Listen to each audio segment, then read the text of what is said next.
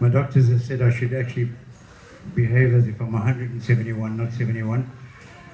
Mostly because I've got a lung capacity of 37%, which doesn't feel right to me. I mean, I've done 15 concerts. I do, not for about 4 years almost now. That's including all that other stuff.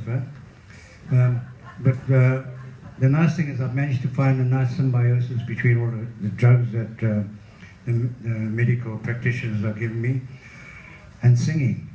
Like the one seems to help the other. Yeah. But I'd like to tell you a little bit more about Blondie and Ricky. Blondie recently has been doing gigs with people like Joe Bonamassa, Jeff Beck, Brian Wilson. And Ricky, he's been with Bonnie Raitt for a long, long time. And I'm going to have a hit on his pump. Not the pump, the pump. Yeah. And so on. A long time ago, you know, when the Flames were still like into their second album, which was the album we talked about when we recorded it as The Flame. It was more because of, you know, all the drugs, the LSD and all that stuff, and it felt more like a union thing calling it The Flame. It had nothing to do with James Brown, actually. But people have picked up on that, like they usually do. But with that second album we recorded, that first album we did, See the Light for the Beach Boys, it went to, like some of the songs went to top 10 in about 11 states. We toured 30 states in the States. We toured with the Beach Boys. Went on to Billboard Hot 100. But the distribution company the Beach Boys picked on when it was a bankruptcy, so nobody could buy the damn stuff. So that was a big letdown for us. But we did a second album. And when it was all done, met with a guy named Mo Austin. If you want to Google him, he's pretty much an icon in the whole musical planet. Mo Austin.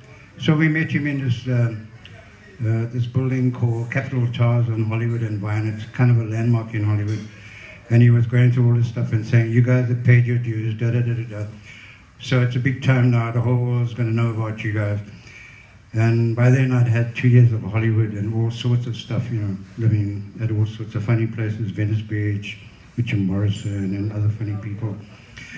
And I said to him, oh, you know what, I don't think I need this industry to make music. I'm going back to Durban. And he was quite shocked. He said, you're leaving Hollywood? I said, yeah. And that was that. So it's been an incredible ride just coming home and just making music without the industry. Like the last 3 weeks in Cape Town, 15 concerts with a beautiful musician from Cape Town. And back home, yeah, onto this. So I'm going to take that hit on the pump and I'm going to invite a friend or two up here. My son, Dan, over here, he's around somewhere. And a very young guitarist, beautiful guitarist named Ori Livingston. So would you give it up for them, please?